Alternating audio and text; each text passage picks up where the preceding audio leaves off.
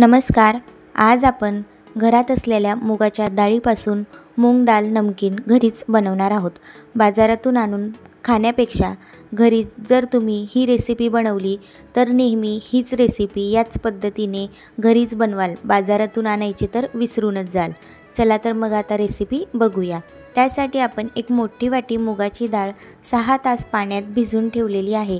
पाण्यात छान भिजल्यानंतर आपल्याला 2-3 पाण्याने स्वच्छ धुवून घ्यायची। त्यानंतर एका चाळणीमध्ये काढून ठेवायची। पूर्ण पाणी निघून गेल्यानंतर ही डाळ आपल्याला एका कॉटनच्या रुमालावर टाकून घ्यायची आहे, म्हणजे त्याचे संपूर्ण पाणी रुमाल शोषून घेईल। या रुमालाने आपल्याला ही डाळ अशा पद्धतीने वरच्यावर अशी हलक्या हाताने पुसून घ्यायची आहे। संपूर्ण डाळ अशा पद्धतीने पुसून घेतल्यानंतर आता आपण ही डाळ कॉटनच्या रुमालावर टाकून फॅनखाली अगदी 5 ते 10 मिनिट वाळवून घेणार आहोत। डाळ मस्त ड्राय झालेली आहे, बघू शकता हाताला जराही ओलावा नाही। डाळ मस्त सुकून गेलेली आहे। जास्त सुकवायची नाही, फक्त 5 ते 10 मिनिट वाळत घालायची। त्यानंतर कडकडीत तेल गरम करायचं आणि ह्या तेलामध्ये आपल्याला ही डाळ मस्त कुरकुरीत होऊस्तर छान अशी तळून घ्यायची आहे। कढई ज्या मापाची असते त्याच मापाची जर तुमच्याकडे चाळणी अवेलेबल असेल तर तुम्ही अशा पद्धतीने ही डाळ मस्त फ्राय करू शकता, कारण डाळ ही खूपच बारीक असते। तेलात जर डायरेक्टच ओतली तर ती काढायला सुद्धा खूप अवघड जाते। जर अशी चाळणी असेल तर त्यामध्ये अशा पद्धतीने डाळ टाकून छान अशी फ्राय करू शकतो। गॅसचा फ्लेम हाय टू लो ठेवायचा आणि डाळ मस्त छान अशी खरपूस तळून घ्यायची। जर तुम्ही गॅसचा फ्लेम पूर्ण स्लो ठेवला तर डाळ पूर्ण तेल पिऊन घेते, सगळी तेलकट होते।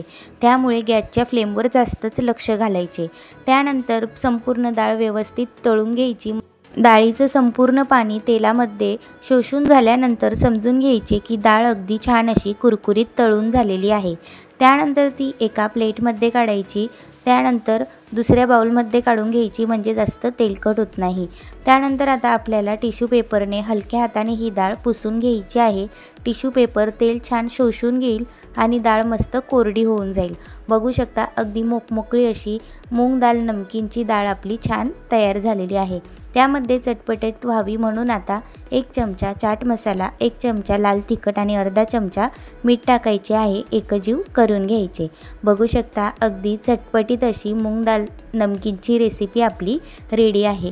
काय ती बाजारातून आणून आपण नेहमी मुगाची डाळ खातो, त्यापेक्षा घरात जी डाळ आहे ती छान मस्त अशा पद्धतीने तुम्ही ट्राय करू शकता।